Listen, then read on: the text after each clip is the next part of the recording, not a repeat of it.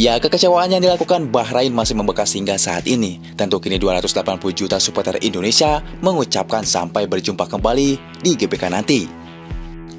Ya, di sisi lain, beginilah gambaran sambutan yang meriah untuk menyambut Bahrain ketika menginjakan kakinya di GBK nanti. Tentu melakukan PC war boleh-boleh saja, dan itu tidak melanggar aturan dalam sepak bola.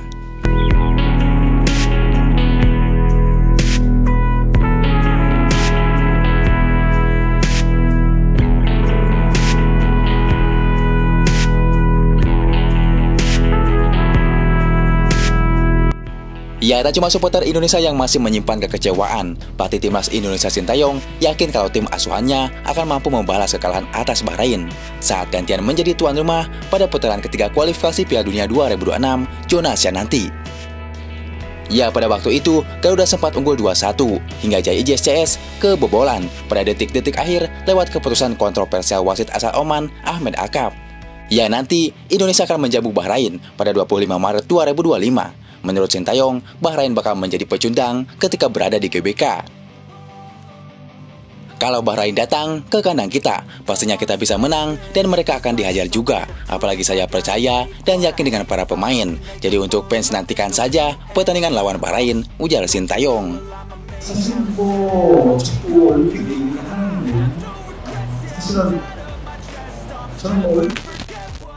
Ya, sementara itu, Asosiasi Sepak Bola Bahrain atau BFA baru-baru ini mengirim permintaan kepada AFC untuk memindahkan laga tandang mereka di Indonesia ke tempat netral. Alasannya mereka khawatir dengan keselamatan para pemain dan ofisial tim setelah mendapat serangan di media sosial yang dilakukan fans timnas Indonesia. Ya, fans Garuda murka karena kemenangan yang sudah di depan mata sirna oleh keputusan kontroversial wasit yang menambah waktu pertandingan tidak sesuai dengan tambahan waktu yang telah ditetapkan. Bahkan akun media sosial wasit, akun Federasi Bahrain, hingga beberapa pemain jadi sasaran kemarahan netizen Indonesia. Ya, pihak Bahrain pun beberapa kali angkat bicara. Bahkan Bahrain mengecam serangan siber dan ancaman dunia maya yang dilakukan fans timnas Indonesia. Mereka menilai perbuatan itu tak sesuai norma-norma Islam. Ya, Bahrain tidak sadar diri dan tidak mau berkaca. Tentu tidak akan ada asap jika tidak ada api. Ini malah bawa-bawa agama. Ya, kini Federasi Bahrain ingin melawan Indonesia di tempat netral. Tentu jika AFC mengabulkannya ini tidak masuk akal. Berarti ada udang di balik batu. Kenapa? Ya, karena ketua AFC berasal dari Bahrain. Kita lihat apakah AFC akan mengabulkan permintaan Bahrain atau tidak. Ya, dibalik itu, menatap laga selanjutnya, pelatih timnas Indonesia Sintayong menegaskan timnya harus mendapatkan poin bagaimanapun caranya saat menjamu Jepang dan Arab Saudi yang digelar pada November mendatang di GBK. Persiapan tim harus baik nantinya, tetapi memang faktanya Jepang dan Arab Saudi pastinya di atas kita secara ranking FIFA, serta prestasi juga. Jadi, kita harus melakukan persiapan yang jauh lebih sempurna dan baik. Jadi, bagaimanapun caranya, kita harus mendapatkan poin, ujar Sintayong. Ya, tak cuma akan menghadapi laga sulit melawan Arab Saudi hingga King Asia timnas Jepang, timnas Indonesia juga akan sedikit pincang. Pasalnya Ipa Yenner akan absen karena akumulasi kartu kuning. Sementara sempat muncul kekhawatiran bakal absennya JIJS dalam laga penting melawan Jepang. Penyebabnya, bek Venezia itu mendapatkan kartu kuning saat timnas Indonesia takluk 1-2 di markas China. Ya, banyak yang beranggapan itu menjadi kartu kuning kedua bek berusia 24 tahun itu, karena dia juga mendapatkan kartu kuning saat timnas Indonesia pesta 3-0 atas Vietnam di Hanoi pada silam lalu. Namun, manajer timnas Indonesia, Sumarji, memastikan JIJS bisa tampil melawan Jepang bulan depan. Dia menegaskan kartu kuning di putaran kedua tidak terbawa ke putaran ketiga. Jadi, Jai baru sekali kartu kuning lawan China. Dia bisa main lawan Jepang, tutur Sumarji. Dengan begitu, hanya satu pemain yang dipastikan absen saat tim Garuda menjamu timnas Jepang. Dia adalah Ipa Yenner yang mendapatkan kartu kuning saat melawan China.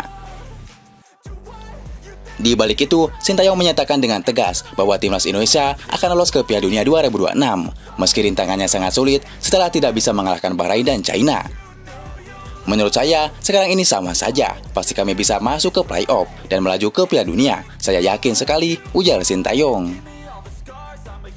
Ya, seperti apa yang selalu diucapkan olehnya, Sintayong mengusung misi untuk membawa timnas Indonesia finish di posisi ketiga atau 4 grup C. Karena dengan begitu, skuad Garuda akan melanjutkan perjuangannya di babak keempat kualifikasi Piala Dunia 2026.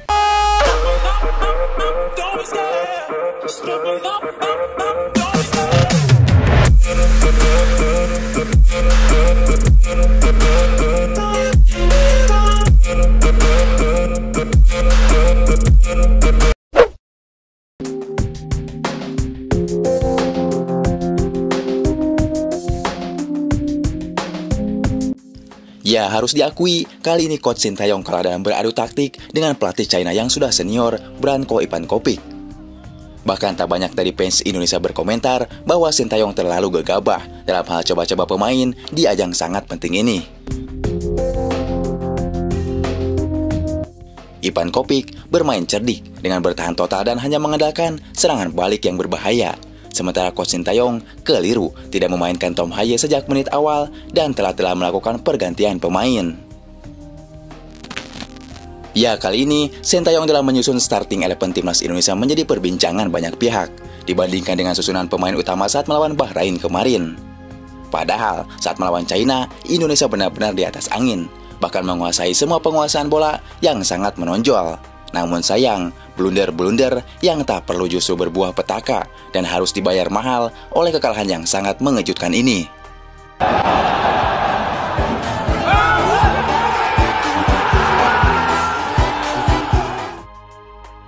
Ya, ini adalah kekalahan yang paling mengejutkan banyak pihak, yang secara statistik Indonesia bisa menahan tim langganan Piala Dunia seperti Arab Saudi dan Australia.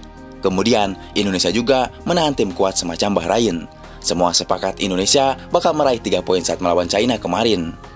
Karena secara analisis, kekuatan China berada di bawah kualitas timnas Indonesia. Dan 2 gol China murni karena kesalahan para pemain bertahan timnas Indonesia. Ya, jika melihat laga semalam melawan China, di mana Sintayong setidaknya melakukan 4 perubahan sekaligus dalam menyusun starting lini up utamanya melawan China. Dengan 4 perubahan tersebut, permainan timnas Indonesia pun tampak sedikit berbeda dan menyisakan celah. 2 gol yang dicetak China dalam laga ini ke gawang timnas Indonesia bahkan dapat dikatakan akibat kesalahan lini belakang. Ya, untuk gol pertama, ketidaksiapan Saine Patinama yang tidak segera membuang bola. Lalu, untuk gol kedua, ruang kosong di lini pertahanan timnas Indonesia juga mampu dimanfaatkan oleh tuan rumah. Ya, mungkin mohon maaf untuk Coach Sintayong. Kali ini kami harus mengkritik sebuah kebijakan yang seharusnya bisa diteliti dengan baik di saat laga penting dan kita sangat butuh 3 poin. Ya, karena rotasi pemain menjadi salah satu penyebab kekalahan timnas Indonesia. Terbukti Ridho lebih baik saat bermain, mengapa memaksakan Perdong untuk berganti posisi. Perdong sangat membantu ketika main di wing, mengapa Saine yang jadi pemain inti, sehingga Saine Patinama melakukan 1 blunder. Ini bukan tentang siapa yang salah, tapi siapa yang bertanggung jawab. Dan Coach Sintayong adalah orang yang harus bertanggung jawab dan harus melakukan evaluasi terhadap rotasi-rotasi ini. Kita bermain sangat bagus, ya benar, tapi kita tetap kalah dengan skor 2-1 dan harus ada evaluasi tentunya. Ya, di balik itu, tak cuma kekalahan Indonesia yang mengejutkan, tapi Eliano Reinder juga gagal masuk skuad timnas Indonesia melawan China, yang merupakan laga lanjutan matchday keempat grup C.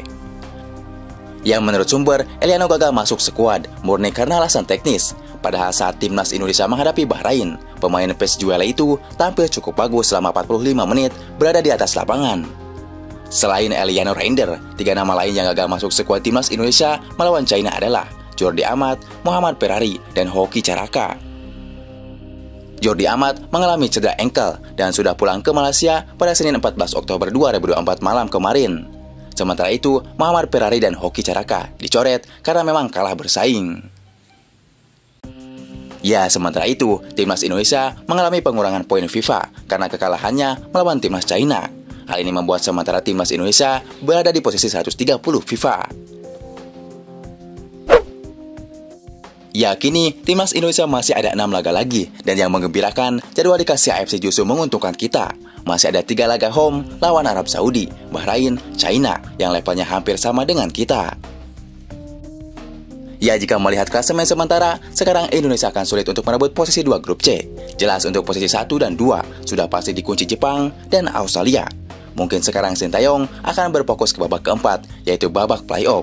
Saat ini Indonesia berada di posisi kelima dengan 3 poin. Aparece Messi, gol, gol.